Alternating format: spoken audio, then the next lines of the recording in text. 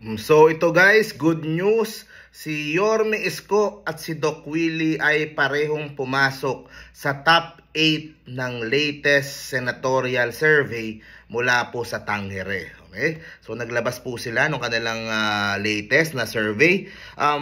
Nanguna sa survey si PRRD. Okay? Number 1 si Tatay Digong with 62%. So ang lakas pa rin talaga ni Tatay Digong, no? Kahit retired na. So siya pa rin po yung nag-number 1. Pero hindi siya sigurado kung tatakbo kasi syempre may edad na, may mga sakit na.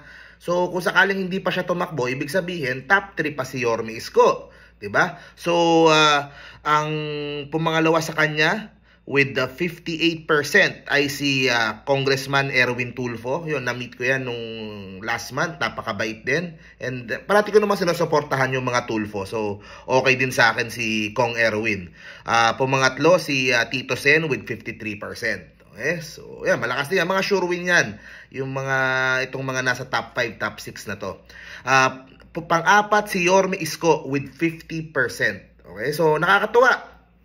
Kahit na lagpas 1 year na siya na walang pwesto sa gobyerno, siya pa rin ay tinitignan bilang posibleng senador, posibleng public servant, national. At talagang siguro nung nakaraang eleksyon, talagang maraming namang may gusto kay Yorme Isko. Baka mas prefer lang nila siguro si Bongbong o kaya ayaw nilang manalo si Lenny, kaya nag-BBM sila para mas safe. Pero definitely yung support kay Yorme Isko ay napakalaki pa rin. At dito po kitang-kita with 50% nung pong mga botante. At pang number 4 po siya. Kung wala pa si Tatay Digong, number 3 sana siya. Diba? And alam nyo itong buong issue itong sa Itbulaga na to, nalulungkot ako talaga na hindi ko siya masuportahan sa kanyang noontime show. Pero sinasabi ko naman sa ibang mga shows niya, yung Mass Rider, okay, sa Mass Rider sila ni Joaquin, ayan, ipopromote ko yan, kasama sila doon sa teleserye sa GMA. Maganda din yung nagawa sa kanyang karir kasi inaalagaan siya ng GMA.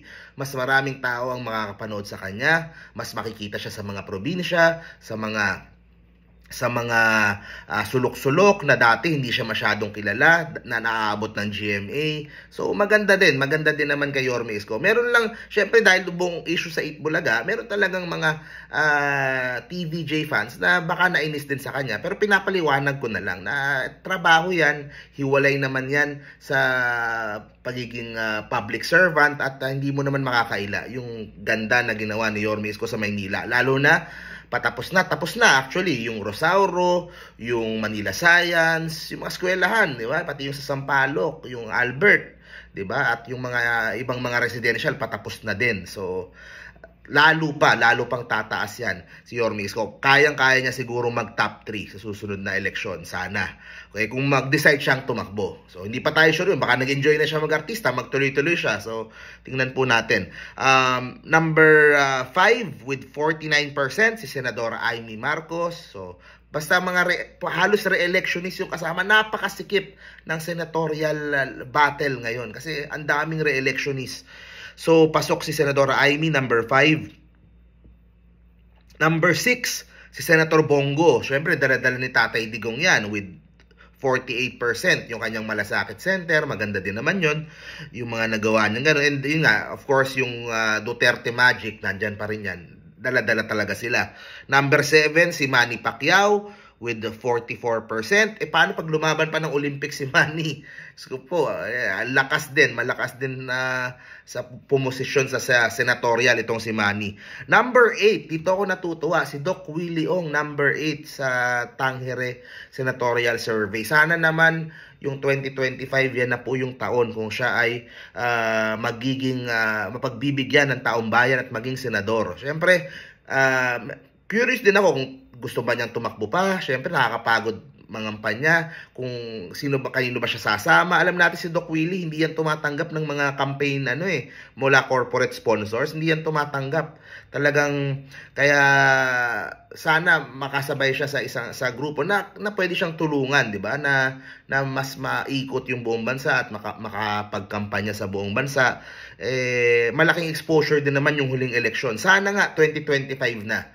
Kailangan natin sa Senado ng isang Doc Willie na walang bahid, malinis, mabait, may pagmamahal talaga sa mga Pilipino at alam mong aalagaan yung healthcare sector, yung mental health, yung ating mga frontline workers, lahat yan, lahat ng mga problema, yung mga PhilHealth na yan, lahat yan tututukan ni Doc Willie Ong para maayos yung problema na yan from the Senate. So sana maisipan niyang tumakbo at sana pagbigyan na siya ng taong bayan. Kasi deserving talaga yan. Yan, deserving din talaga na maging senador si Doc Willie. Kung meron mang mga bago na pagbibigyan yung tao, sana pumasok si Doc Willie.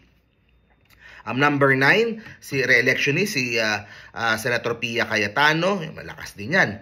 Number 10, si Francis Tolentino, re-electionist.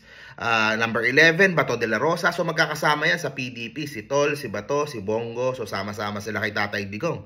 Ang lakas pa rin nilang apat. Although pag sa ganyang spot, medyo delikado yan kasi ang daming papasok pang iba. Diba? At number 12, si Lito Lapid. Of course, Batang Quiapo, abangan nyo yan. Si Lito Lapid. Kung ano yung, di ba, usually ganoon naman. Kapag, alam mo na, pag malapit na eleksyon, di ba, doon talaga yung karakter ni Lito sa, sa Batang Quiapo. Pero, number 13, si Leni Robredo. So, delikado pa. So, baka mag-local na lang talaga tong si Leni. Baka mag-mayor sa Naga, o ano. Kasi may tulog talaga siya kahit dito sa senatorial. Kahit sabihin mo ng marami siyang followers, marami pa rin talaga yung hindi gusto si Leni. For whatever reason yan, meron talagang mga tao, marami talagang mga tao na talagang ayaw, di ba? Ayaw, kung hindi kay Leni, dun sa mga nakapaligid sa kanya. So, talagang problema yan. Walang mga oposisyon na nakapasok dito sa Magic 12 ng Tangere. Kung idadagdag mo pa si former Senator Ping Lacson pa, ang lakas din yan. Kung idadagdag mo pa, mga Villar, graduate na si Cynthia, kung tumakbo si Camille o si dating Senador Manny, magbubuhos ng pera yan, lakas na naman.